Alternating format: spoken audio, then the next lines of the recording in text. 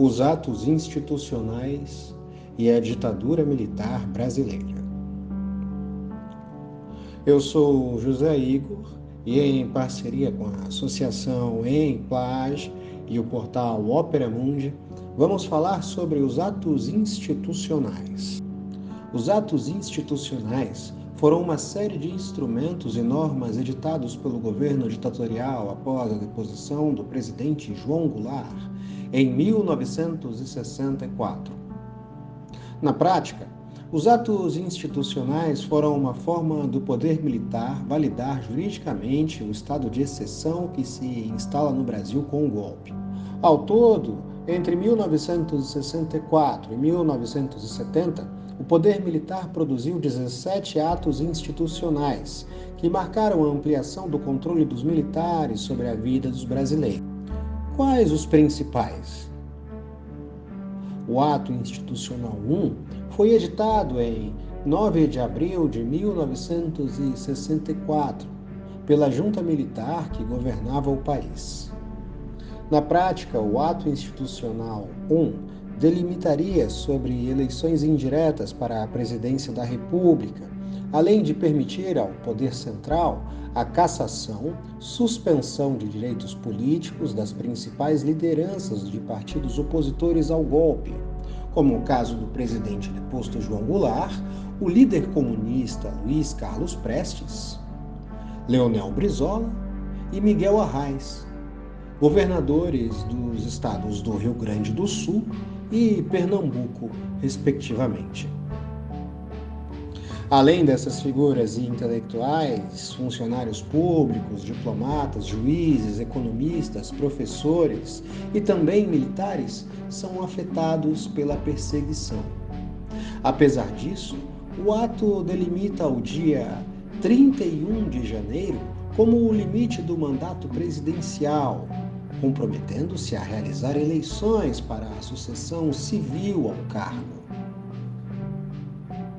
Castelo Branco, eleito indiretamente pelo Congresso, tendo José Maria Alckmin, da UDN de Minas Gerais, como seu vice civil, tem o seu mandato prorrogado em meados de 1965, inaugurando a primeira crise nas relações civis e militares, descontentando as lideranças da UDN, como Carlos Lacerda. Em setembro de 1965, em meio à crise, o Congresso prorroga o mandato de Castelo Branco e adia as eleições do ano seguinte. Castelo Branco então edita o Ato Institucional número 2, extinguindo os partidos políticos, definindo eleições indiretas para o Executivo Federal e Municipal, alterando também a composição do STF. Ainda sob a vigência deste ato, são criados a Arena e o MDB, situação e oposição, que garantiriam aos militares o arbítrio pelos anos seguintes, com ares de legitimidade. Os atos seguintes são instrumentos utilizados pelos militares para acelerar as mudanças constitucionais que seriam impostas em 1967, construindo para a passagem de poder de Castelo Branco para Costa e Silva. Costa e Silva assume sob a nova Constituição e a nova Lei de Segurança Nacional, que permitiriam a maior centralização do poder, como, por exemplo, determinar o estado de sítio sem a aprovação do Congresso.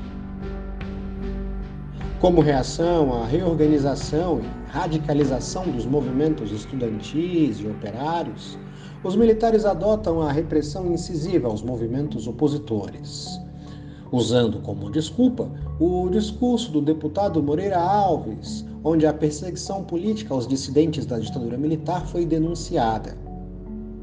Na manhã do dia 14 de dezembro, o Jornal do Brasil, um dos periódicos críticos ao regime, trouxe em sua principal capa uma série de dizeres aparentemente confusos, como: ontem foi o dia dos cegos, temperatura sufocante, o ar está irrespirável, o país está sendo varrido por ventos fortes.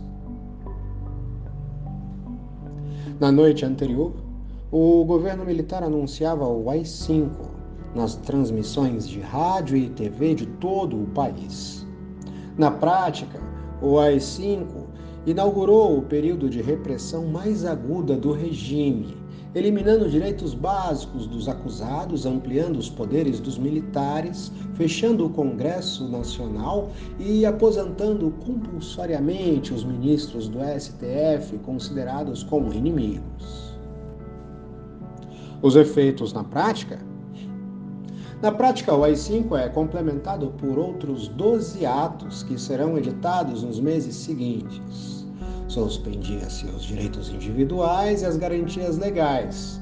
Controlava-se a liberdade de expressão nos jornais, nas escolas e universidades. Impossibilitava qualquer forma de organização política legal.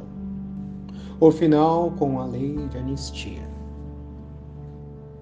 Os atos institucionais só serão derrubados em 1978, com a chamada Lei de Anistia, contraditório instrumento político que garantiu a transição segura e lenta para a normalidade democrática.